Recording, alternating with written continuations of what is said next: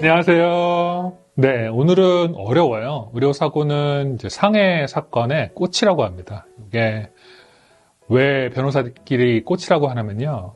어렵기도 하거니와 상해 사건을 통해서 받을 수 있는 보상금의 금액이 다르거든요. 그래서 가장 이제 공격적이고 상대방도 어렵지만은 요게 우리에게 안 일어나는 일은 아니에요. 이게 이제 의사를 포함한 의료인들이 이제 의료 행위를 할 때 그들이 이제 완벽한 건 아니니까 실수할 수도 있고요. 아시다시피 이제 이런 실수들 중에서는 예방이 가능했고 과실로 인한 실수 그리고 결과가 환자에게 심각한 해를 끼치는 경우가 많아요. 이게 드문 일이 아닙니다. 과실 사고는 이제 드문 일이 아니고요. 의료 과실의 피해자는 이제 실수로 인한 의료인의 실수로 인한 신체적, 정신적 피해 이외에도 그 이후에 일어날 수 있는 이제 재정적 어려움을 겪을 수 있거든요. 따라서 의료 그리고 임금 손실 등 이제 pain and suffering 이런 것들을 보상받을 수 있는 절차가 있습니다. 이제 복잡하고 어려운 전문성을 요하므로 상해 사건 중에 가장 어려운 분야로 여긴다고 말씀드렸고요. 불가능한 건 아닙니다. 사건의 증명에 필요한 모든 요소가 충족되고 또 해당 사건에서 승소한다면 전부 다는 리커버리를 할 수는 없지만 많은 부분들을 보상받으실 수 있으실 거예요. 상해 사건에 말씀드린 것처럼 4가지 요소 기억하시죠? duty, breach, causation, damage가 있는데 의료인으로서의 duty는 어떤 진료 기준으로, 스탠다드로, procedural rule로 다른 방식으로 진료가 이루어졌는가. 이게 의료인의 듀리겠죠? breach는 이제 이 듀리가 어떻게 이제 위반이 되었는가. causation은 이제 위반 행위가 환자에게 어떻게 직접적인 피해가 갔는지, 그리고 damage는 어떤 피해가 있는지, 이 4가지를 증명하면 의료 과실 소송에서 이길 수 있습니다. 기준이 있는데요. 비슷한 상황에 있는 다른 의료인들에게 동일한 상황이 있을 때 어떤 방식으로 행동했을까 이런 거를 이제 따집니다. 예를 들면요, 수술을 받았는데 집도의가 모든 적절한 프로토콜을 따르고 기준에 따른 진단 테스트를 지시하고 해당 환자의 기록을 철저하게 평가했지만 오진이 있었다고 가정되는 경우에 집도의와 비슷한 필드의 다른 의사가 이러한 비슷한 상황에서 자신도 실수할 거라고 가능성이 있고 또한 해당 집도의가 업계 표준을 준수했다고 증언을 해주실 경우 그러면 이제 의료 과실에 포함되는 건 아니에요. 또 다른 예로는요, 의료 전문가가 혹은 집도의가 진료 기준에 벗어나거나 아까 말씀드린 것처럼 예방할 수 있었거나 부주의나 과실에 관련된 실수를 저질렀다고 증언한다면 그러면 의료 과실의 가능성이 높습니다. 의료 과실의 소장에는요, 비슷한 엑스퍼트의 이제 증인서, 어피데이빗이 들어가서 이 소장에서 이런 부분들이 잘못됐다라는 것들을 증명을 처음부터 해야지 그것이 되지 않으면 이제 소장도 기각돼요.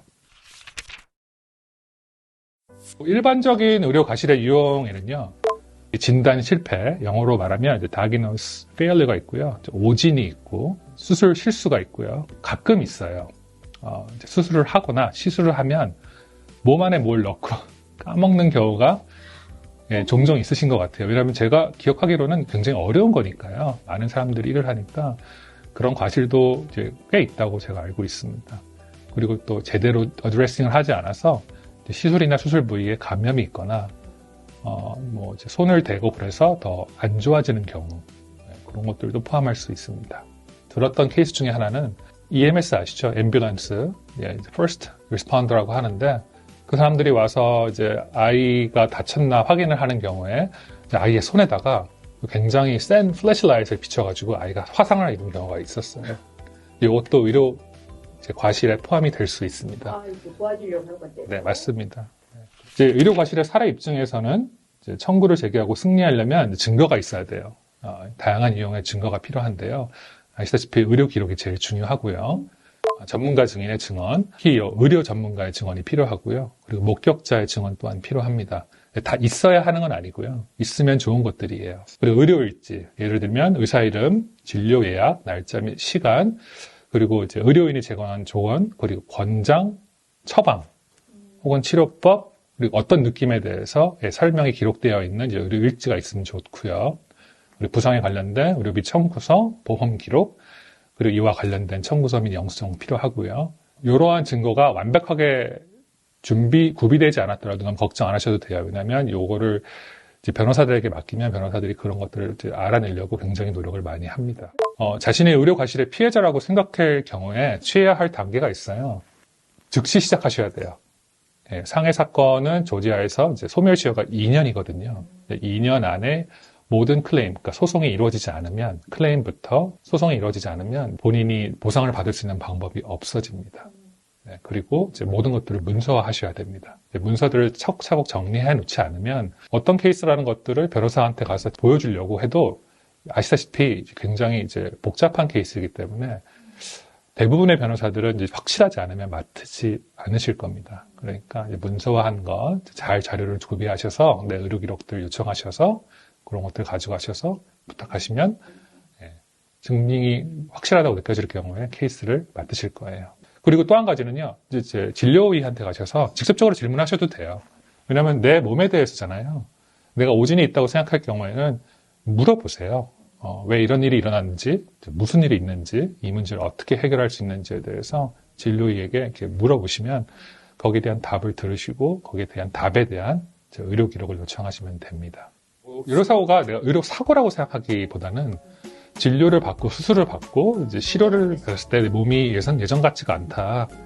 요게 이렇게 되면 이런 결과가 나와야 되는데 그 말과 다른 결과가 나왔다고 내가 믿을 경우, 혹은 제가 진료를 받았을 때 이 진료가 제대로 되지 않아서 내가 더욱더 피해를 받았을 경우에는, 그럴 때는 이제 즉시 진료의에게 먼저 기록을 요청하시고 그런 다음에 그거를 이렇게 리뷰를 받기 위해서는 가까운 변호사들을 즉시 상담하시는 게 제일 좋습니다. 아까 말씀드린 것처럼 이제 소멸시효가 2년이니까 기다렸다가 나중에 해야지 이렇게 미루지 마시고 바로바로 케이스에 대해서 알아보시면 더욱더 좋은 결과를 얻으실 수 있으실 겁니다. 이제 하나의 전제를 생각하셔야 될 게, 의료인들은 아프려고 진료를 하지 않죠.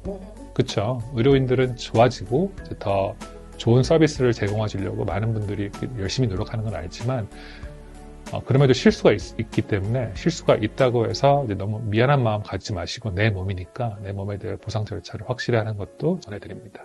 네, 감사합니다. 네, 감사합니다.